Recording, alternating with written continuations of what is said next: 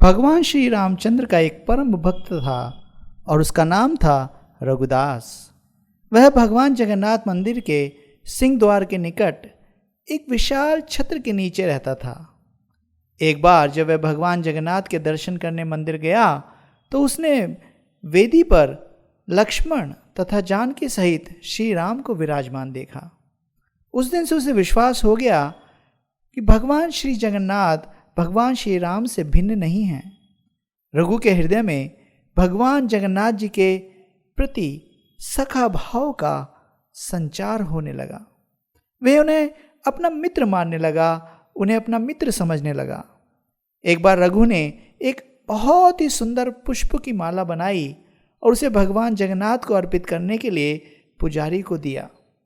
किंतु पुजारी उस माला को जगन्नाथ पर चढ़ाना नहीं चाहते थे, क्योंकि रघु उसके निर्माण में केले के वृक्ष की छाल से निर्मित धागे का प्रयोग करता था। उस समय इस प्रकार की वस्तुएं जगन्नाथ मंदिर में चढ़ाई नहीं जाती थीं। अपनी माला जगन्नाथ जी को न पहनाए जाने पर रघु बहुत दुखी हुआ। वह अपमान का अनुभव करता हुआ मंदिर छोड़कर चला गया।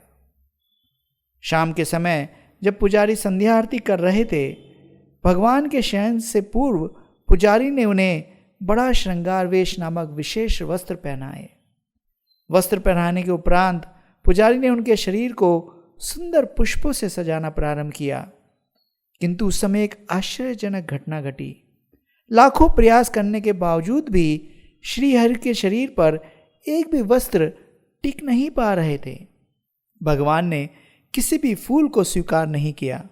पुजारी यह सोचकर बहुत चिंतित हो गया और बाकी के पुजारी भी बहुत चिंतित हो गए। शायद उनसे कोई अपराध हो गया है। किंतु ऐसा क्या हो गया था? उन सब ने अपने अपराध को समझने के लिए बहुत प्रयास किया, किंतु असफल रहे और वे सभी मंदिर में ही सो गए। उन्होंने तब तक उपवास रखने का निर्णय लिया जब तक कि भगवान जगन्नाथ उनके स्वप्न में प्रकट होकर उनके अपराध के विषय में ना बता दें। उसी रात को भगवान जगन्नाथ के जो प्रधान पुजारी थे, उनके स्वप्न में भगवान प्रकट हुए और उसे बताया, मेरा परम भक्त रघुदास मेरे लिए एक पुष्पों की माला लाया था। उसने यह माला अत्यंत प्रेम और भक्ति भाव से बनाई थी। तुमने माला का मात्र बाह्य रूप ही देखा और उसे मुझे माल्या प्रदान करने की अनुमति नहीं दी। तुम उस माला की सुंदरता एवं उसमें छिपी भक्ति और श्रद्धा को ना देख सके। उसने उसे प्रेम और भक्ति से बनाया था। अब मेरा भक्त मेरी सेवा से वंचित होकर अपने सामने उस पुष्पों की माला को रखकर अपने घर में उदास बैठा है। उसने कुछ ना खाया है और ना वो सो रहा है, वह निरंतर विलाप कर रहा है। जब तक मेरे भक्त की मनोकामना पूर्ण नहीं हो जाती, मैं तुमसे किसी भी प्रकार की पुष्पों की माला स्वीकार नहीं करूंगा। और मैं कैसे शांतिपूर्वक सो सकता हूँ जब मेरा भक्त विलाप कर रहा है, कुछ खाया नहीं है और सो भी नहीं रहा है। तुरंत ही मुख्य पुजारी जग गए और उन्होंने अन्य पुजारियों को सब वृतांत विस्तार से बताया। और तब समस्त पुजारी मिलकर रघुदास के पास गए और उससे अपने अपराध के लिए क्षमा याचना की और उसकी पुष्पमाला भगवान जगन्नाथ को अर्पित करने का निवेदन किया। रघुदास यह सुनकर बहुत ही प्रसन्न हुआ कि दया निधान भगवान जगन्नाथ उसकी पुष्पमाला को स्वीकार करने के लिए उसकी प्रतीक्षा कर रहे हैं। रघुदास परम आनंद के सागर में गोते लगाने लगा। एक बार रघुदास एक गंभीर रोग से ग्रसित हो गया। उसका स्वास्थ्य इतना क्षीण हो गया कि वह अपने बिस्तर से भी नहीं उठ पा रहा था। उसे इतनी कमजोरी हो गई कि उसे अपना मल भी बिस्तर पर ही त्याग करना पड़ता था। चारों ओर दुर्गंध फैली हुई थी। रघुदास इतना असहाय हो गया था कि वह कभी कभी अपनी चेतना को भी खो बैठता था। उस समय एक छोटा बालक रघुदास की सेवा के लिए उसके पास आया करता था। वह उसके शरीर को साफ करके उस पर सुगंधित चंदन का लेप लगाता था। कमरे को शुद्ध करने और उसको सुवासित करने हेतु चारों ओर अनेक प्रकार के इत्र छिड़क कर बहुत ही सुगंधित धूप और दीप जलाकर चला जाता था। जब रघुदास की चेतना लौटी तो उसने देखा कि वह बालक साक्षात भगवान जगन्नाथ थे। रघुदास ने भगवान से कहा, परम प्रिय प्रभु, आप यह क्या कर रहे हैं? मेरे लिए नीच कर्म करके आप मुझे पापों के सागर में डुबो रहे हैं। आपसे सेवा कराकर और अधिक पापी एवं कलुषित हो रहा हूं। आप तो दया के सागर हैं। यदि आप चाहें तो मुझे सरलता से किसी भी प्रकार के रोग से मुक्त कर सकते हैं। मुझे रोग से मुक्त करने के स्थान पर आप मेरे लिए नीच कार्य क्यों कर रहे हैं? मुझे क्यों पापों के सागर में डुबो रहे हैं? भगवान ने मुस्कुरा कर कहा, मैं आसानी से तुम्हें रोग से मुक्त कर सकता हूं, इसमें कोई संदेह नहीं है, किंतु मैं चाहता हूं कि तुम समस्त प्रारब्ध कर्मों के पाप से मुक्त हो जाओ, जिससे अपनी मृत्यु के पश्चात मेरे परम धाम में आ सको और मेरे सानिध्य को प्राप्त कर सको। इसके अतिरिक्त तुम्हें यह भी जान लेना चाहिए कि जिस प्रकार मेरे भक्तों को मेरी सेवा से प्रसन्नता और आनंद की अनुभूति होती है, उसी प्रकार मैं भी अपने भक्तों की सेवा करके अत्यधिक प्रसन्नता का अनुभव करता हूँ। मैं सदैव तुम जैसे भक्तों की सेवा करने के लिए अवसर तलाशता रहता हूँ। मेरे तथा मेरे भक्तों के मध्य किसी प्रकार का कोई अंतर ही नहीं है। इस प्रकार भगवान जगन्नाथ और उनके भक्त रघुदास के अंतरंग संबंध थे, जो बहुत ही मधुर और बहुत ही घनिष्ठ थे।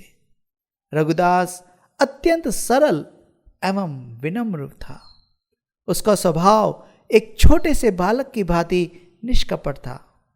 भगवान जगन्नाथ के साथ उसका संबंध एक मित्र जैसा था। कभी कभी भगवान जगन्नाथ एक छोटे से बालक का स्वरूप धारण करके उसके पास आते थे और वे दोनों बहुत तरह से अनेक प्रकार के खेल खेलते थे। इस बात का जनसाधारण को भी ज्ञान हो गया था कि भगवान जगन्नाथ रघुदास के पास आकर बहुत सारी लीलाएं करते हैं।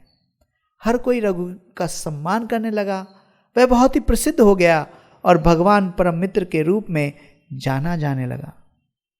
एक बार भगवान जगन्नाथ रघुदास के पास आए और राजा के उपवन से कटहल चुराने के लिए उससे अपने साथ चलने को कहा।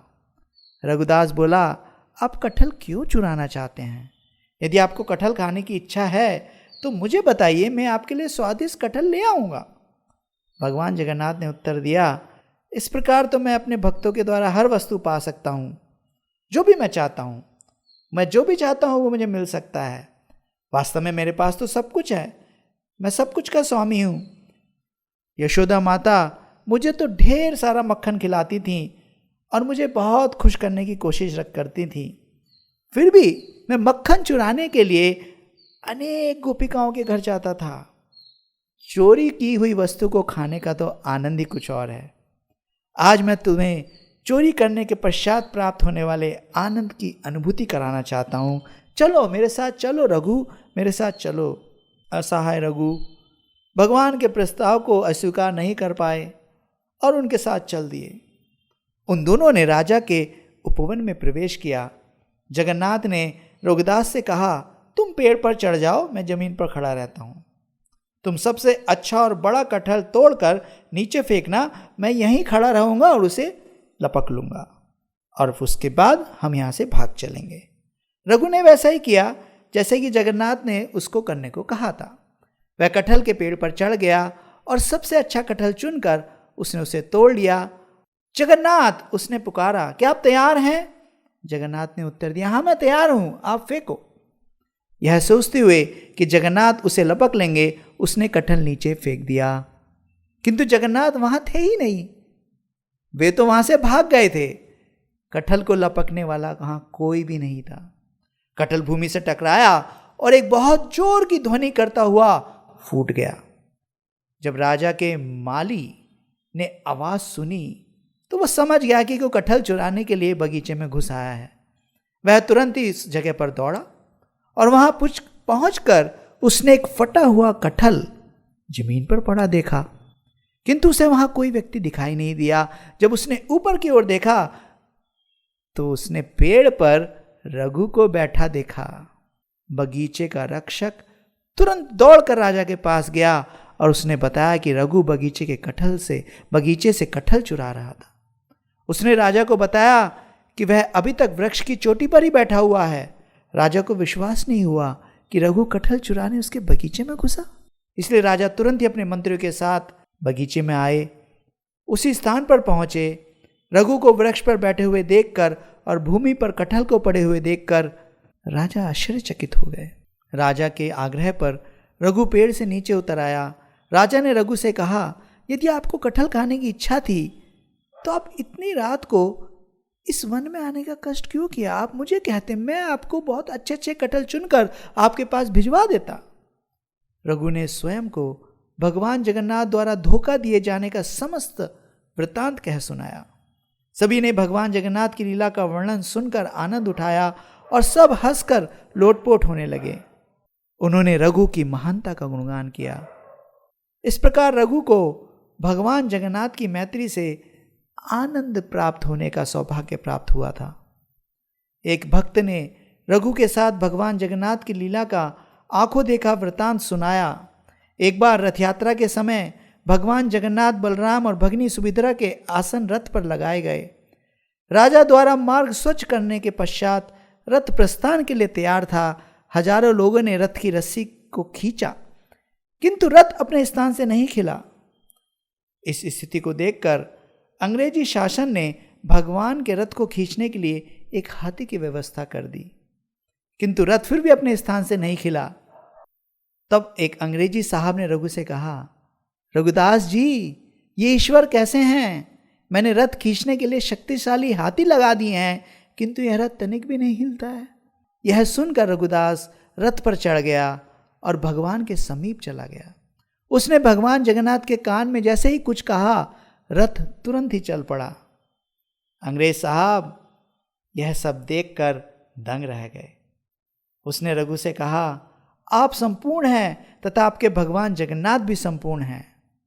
रघुदास जहाँ निवास करते थे वहाँ घर के बाहर प्रसाद से परिपूर्ण एक पात्र रख देते थे, जिसे कोई भी प्राप्त कर सकता था।